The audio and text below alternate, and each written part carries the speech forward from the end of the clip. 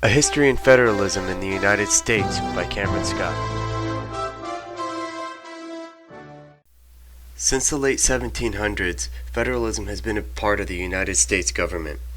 Beginning in 1777 with the adoption of the Articles of Confederation, federalism has been intricately woven into the history of the United States. Federalism is a complex idea of government in which the power is distributed among one central government and several individual state governments. Two forms of federalism that were first seen in the United States include dual federalism and cooperative federalism. The first national government that the United States adopted, the Articles of Confederation, was considered to be dual federalism, with a weak central government and almost completely sovereign states. These states were able to trade with foreign countries as well as coin their own currency. When the Articles of Confederation eventually failed and the U.S. Constitution was ratified in 1787, the influence of dual federalism could be seen within the government. It was not until the 1930s, influenced by global economy, unemployment, and the stock market crash, that the second main form of federalism could be seen: cooperative federalism. Cooperative federalism is a system in which central government and individual states work together to better meet the needs of its citizens. Sparked by President Franklin Roosevelt's New Deal, cooperative federalism helped restore the United States economy and bring peace to the poverty-struck nation. By creating funding for unemployment benefits, welfare programs, and several other nation and state grants, Roosevelt greatly shortened the gap between central and state governments. However, with the increased spending on state aiding programs, the central government slowly began to take more power over the states. In the 1960s, a newer and more refined form of the cooperative federalism could be seen with President Johnson's War on Poverty. It was called creative federalism. By extending central influence to cities, counties, and school districts, President Johnson tried to close many gaps between federal, local, and state governments. But by providing funding for programs like the Head Start and public broadcasting system, Johnson only strengthened the national government, thus weakening the state governments. After the election of President Nixon, a second attempt to restore power to the states could be seen with Nixon's New Federalism. Its focus was to strengthen the state governments and weaken the national government. By unrestricting funding to the states with the general revenue sharing and special revenue sharing programs, the intentions were to give states back some of the power taken during cooperative and creative federalism programs.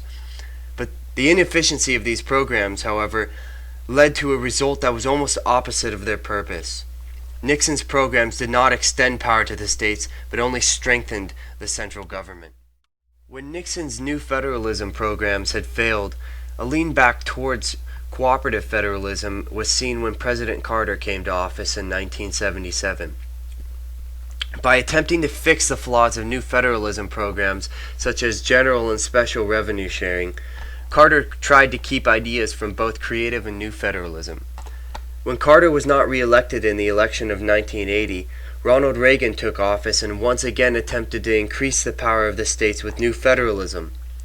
By reconstructing the federal spending program, Reagan took several inefficient programs and reduced them into fewer than 10. When President George H.W. Bush took office in 1988, he continued the push towards state independence and encouraged states to pay for programs such as mass transit and wastewater treatment plants. But states could not reduce their dependency on the federal government and pay for more programs on their own with a tightened budget from the federal government. So many state financial programs arose. When President Clinton was elected to office in 1993, instead of leaning left or right with the independence of the states, he tended to drift back and forth between strengthening the national government and strengthening the state governments.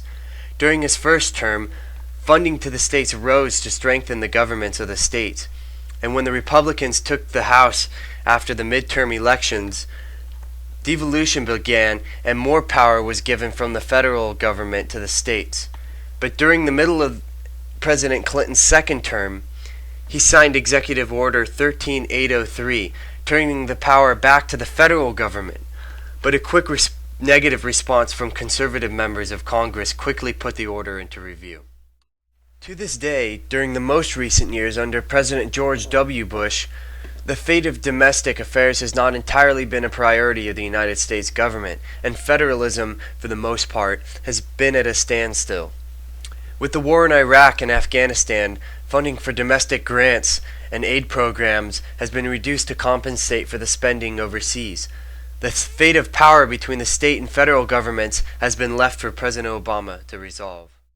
With the election of President Obama in 2009, the pedals are moving towards a new type of federalism, one in which state governments are the ones who are supposed to lead the way on issues such as environmental initiatives and consumer protection.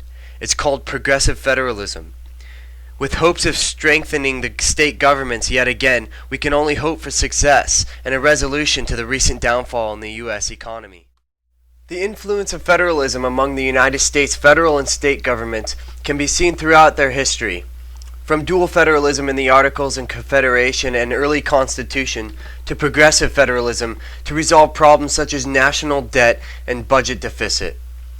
Federalism plays a large role in how both our state and federal governments operate.